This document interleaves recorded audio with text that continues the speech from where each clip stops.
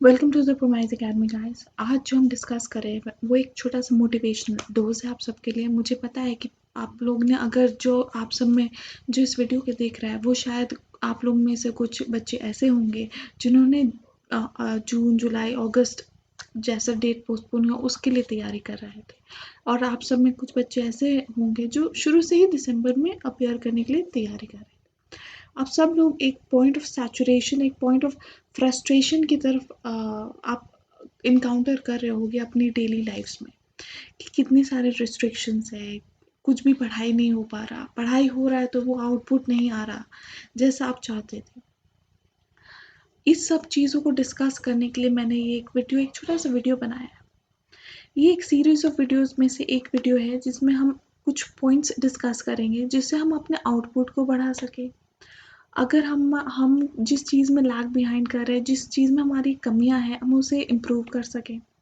तो उन सब चीज़ों को मद्देनज़र रखते हुए मैंने ये एक छोटा सा एक सीरीज़, एक इनिशिएटिव लिया है ताकि हमारे जो सीएस कम्युनिटी के बच्चे हैं वो किसी से भी पीछे ना रहें। वो जितना डिज़र्व करते हैं उनको उतना अटेंशन, उनको सपोर्ट मिलना चाहिए, right from all the teacher fraternity to all the parents. तो जैसे कि आप सब अभी पढ़ रहे होगे, तैयारियां कर रहे होगे, आप सबके पास अभी टाइम है, लेकिन ये टाइम कैसे बीत जाता है आप सबको पता भी नहीं चलेगा।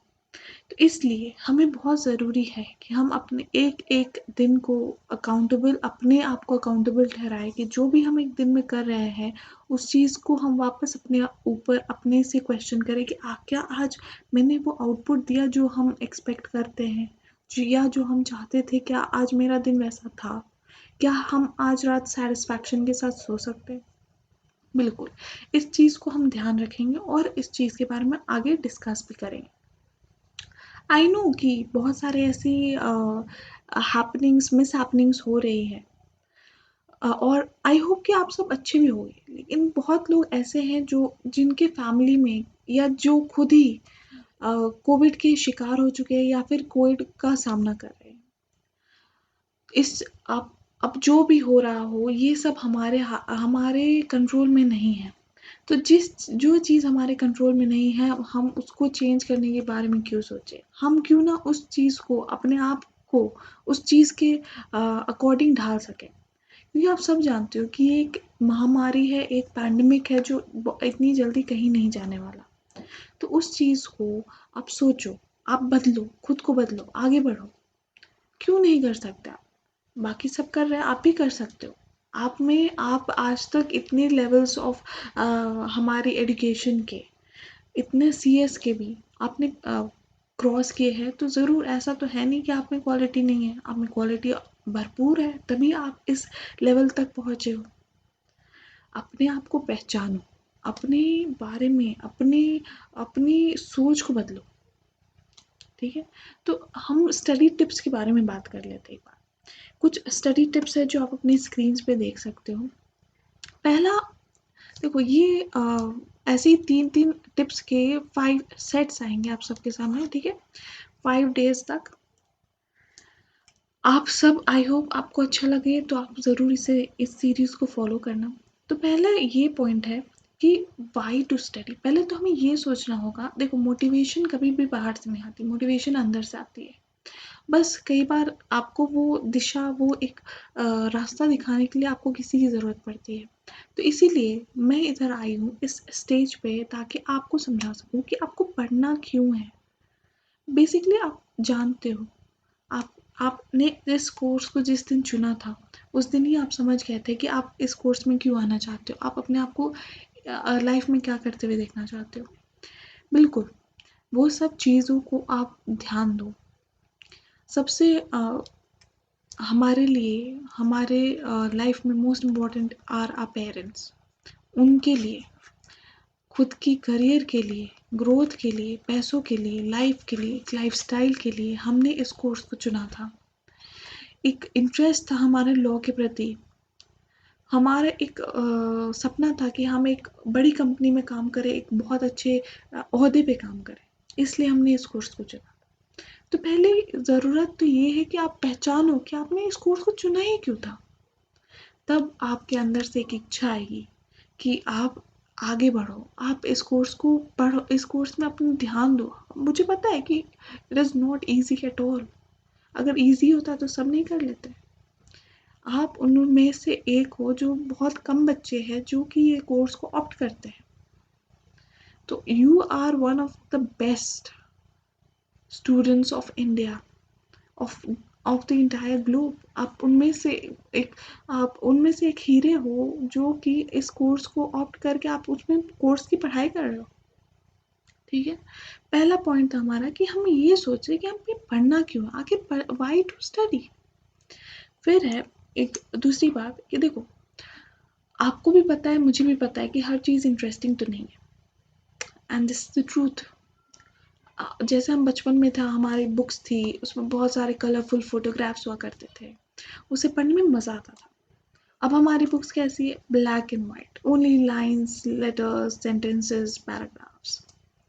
I know it is boring at a point of time, वो कभी ना कभी बोरिंग हो ही जाएगा और होता भी है, and it is absolutely normal. तो उस चीज़ को हमें इंटरेस्टिंग करना है। कैसे आप इंटरेस्टिंग कर सकते हैं मैम? आप ये तो बताओ। इंटरेस्टिंग तो सभी कहते हैं कि हाँ, पढ़ाई को आप मन से करो तो इंटरेस्टिंग हो जाएगी। इंटरेस्टिंग करने का तरीका क्या है? आप उस चीज़ को किसी अपने लाइफ इंसिडेंट्स के साथ जोड़ के देखो। कि जैसे फॉर एग्जांपल, आज मेरा लेक्चर था क्वालिटी रिव्यू पे, तो उस पे मैंने बताया कि देखो, क्वालिटी रिव्यू क्या होता है कि अपनी जो गलतियां हैं उसे इवैल्यूएट करो और इम्प्रूव करो। जो भी गलतियाँ थी उसे रेक्टिफाई करो। रेक्टिफाई तो अब प्रोफेशनली आपने अगर गलती कर रखी है तो उसे रेक्टिफाई करना तो मुश्किल है, लेकिन आप आगे से वो गलतियाँ रिपीट नहीं करोगे। वो कहता है क्वालिटी रिव्यू, पीयर रिव्यू। ठीक है, बिल्कुल उसी कॉन्सेप्ट को हमने क्या चीज़ से कनेक्ट किया। जब आप एग्ज़ाम लिखते हो, लास्ट के 5-10 मिनट आप जब रिवाइज करते हो, तो उसमें आप क्या देखते हो कि जो भी मुझे जो भी आंसर्स आते थे, क्या मैंने उसको उसी तरीके से लिखा जैसा मैं चाहती थी या चाहता था? क्योंकि जल्दबाजी में कई बार आप स्पेलिंग मिस्टेक्स कर देते हो, कुछ आप दिमाग में कुछ और चलता है, आप लिख कुछ और देते हो। ये होता है, and it is but natural. तो आपको इस चीज़ को कनेक्ट करना है। जैसे आपने क्वालिटी रिव्यू को अपने रियल लाइफ में ऐसे कनेक्ट किया, तो आपको भूलने बहुत बहुत रेयर चांसेस है कि आप इसे भूल जाओगे। तो बिल्कुल उसी तरीके से आपको अपनी रोज़ की ज़िंदगी, रोज़ की पढ़ाई को इंटरेस्टिंग बनाना होगा। और फिर थर्ड है, एक बहुत ही एक इम्पॉर्टेंट चीज़ क्या है कि एक टाइमर लेके पढ़ना। अब मैम, आप पूछोगे मैम टाइमर क्यों? मुझे तो पता है कि अगर मैं 8 बजे अगर हम 8 बजे बैठे थे और 9 बजे तक पढ़े तो 1 घंटा पढ़ाई हुई, लेकिन ज़रूरी नहीं है।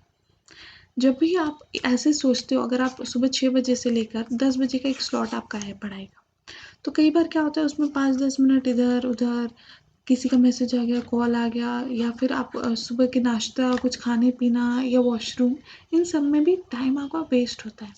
तो मैं टाइमर रखने के लिए आपको सजेस्ट क्यों कर रही हूँ? टाइमर रखने के लिए इसलिए सजेस्ट कर रही हूँ ताकि आप इस चीज़ को अवॉइड कर सको। कैसे अवॉइड करोगे? जैसे फॉर एग्ज़ाम्पल, आपका 10 मिनट आप कुछ खा रहे थे, कुछ पी रहे थे, थोड़ा-सा आपने सोचा कि टहल लेते हैं। उस समय तो आपकी पढ़ाई नहीं हुई, और लेकिन फिर भी आप इस 4 घंटे के स्लॉट में उसे इंक्लूड करके बोलोगे कि हाँ, मैंने 4 घंटा पढ़ा है सुबह में।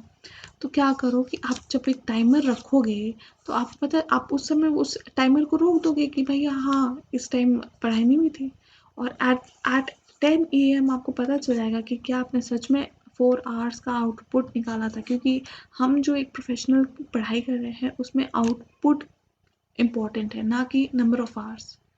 बिल्कुल उसी तरीके से हमारे पेजेस इंपॉर्टेंट नहीं है कि आप कितने पेजेस में आंसर लिखते हो, ये इंपॉर्टेंट है कि आपकी क्वालिटी क्या है आंसर राइटिंग की।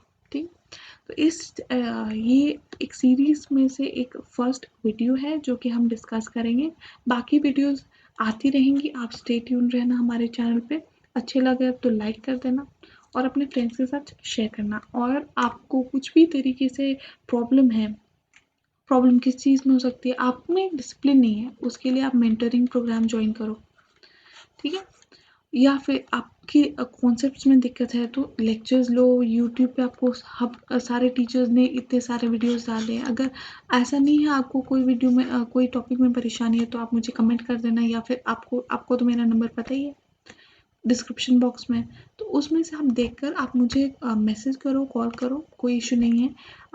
आपको जो भी परेशानी होगी, we will resolve it together. Okay, see you in the next videos, bye bye.